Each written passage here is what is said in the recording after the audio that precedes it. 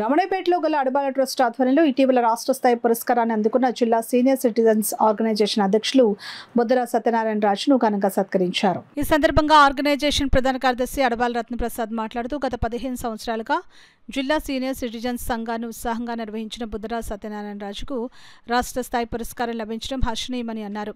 సమాజానికి మేలు చేసే అంశాల సాధనకు వ్యక్తిగతంగా కాకుండా ఒక సంఘంగా ఏర్పడి సమిష్టిగా కృషి చేస్తే మంచి ఫలితాలు లభిస్తాయని అన్నారు.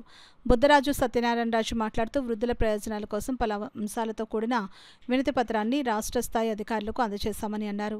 సీనియర్ సిటిజన్స్ సమస్యలపై చర్చించడం కోసం కమిషన్ ఏర్పాటు చేయాలని, డివిజన్ స్థాయిలో 100 పడకల వృద్ధాశ్రమాలను ఏర్పాటు చేయాలని, డే కేర్ సెంటర్లు నెలకొల్పాలని ఆ వినతి పత్రంలో కోరినట్లు బుద్ధరాజు తెలిపారు. ఈ కార్యక్రమంలో రవిశంకర్ పట్నాయక్, ప్రసాద్ నాయుడు, నిమ్మకాయల వెంకటేశ్వరరావు తదితర సీనియర్ సిటిజన్స్ పాల్గొన్నారు. మరి జిల్లాలోని వృద్ధులందరినీ సమీకరించి ఒక సంఘాన్ని ఏర్పరిచి అనేక సమస్యలు పరిష్కరించడం జరిగింది.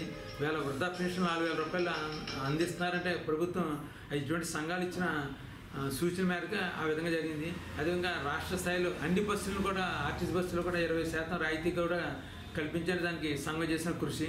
అదేవిధంగా రైల్వేలో కూడా గతంలో ఉండి మన కరోనా తర్వాత ఆ యొక్క రాయితీని కూడా తీసి మొత్తం తొలగించడం జరిగింది కేంద్ర ప్రభుత్వం. వాటిని కూడా పునరుద్ధరించమనిసి సీనియర్ సంఘాలు మరి దేశవ్యాప్తంగా కూడా ప్రధానమంత్రి గారి దృష్టికి తీసుకెళ్ళడం కూడా జరిగింది. అదేవిధంగా స్థానిక ఎంపీ గారి దృష్టి కూడా ఆ విషయాన్ని మేము తీసుకెళ్ళాం.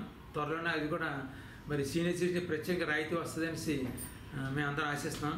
మరి ముఖ్యంగా మన బుద్ధరాజు సత్యనారాయణ రాజు గారిని రాష్ట్ర స్థాయిలో సత్కరించిన సందర్భంగా మనం కూడా మన అడబాల ట్రస్ట్ ఆధ్వర్యంలో సత్కారం చేస్తున్నాం. మరి రాష్ట్ర స్థాయిలో జరిగిన కార్యక్రమంలో మరి సీనియర్ సిటిజన్స్ సంక్షేమ శాఖ కార్యదర్శి అయిన సూర్యకుమార్ గారు, అదేవిధంగా గుంటూరు జిల్లా కలెక్టర్ అన్సారియా గారు, స్థానిక ఎమ్మెల్యే గల్లా మాధవ్ గారు, బోర్ల రామాంజనేయ గారు కూడా రావడం జరిగింది.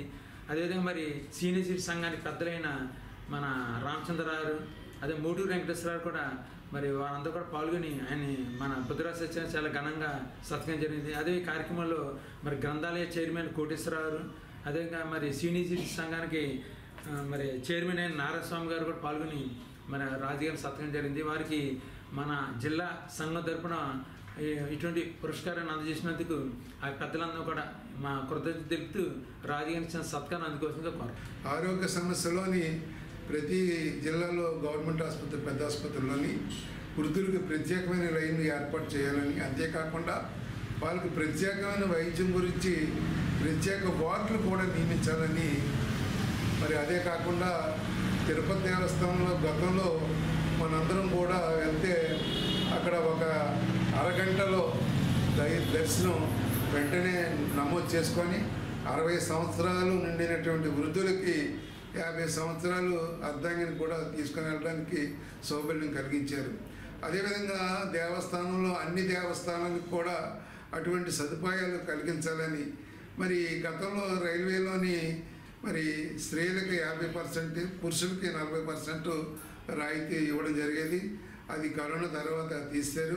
అది మా ఎంపీ గారు తర్వాత రాజ్యసభ సభ్యుల దృష్టిలో పెట్టాము.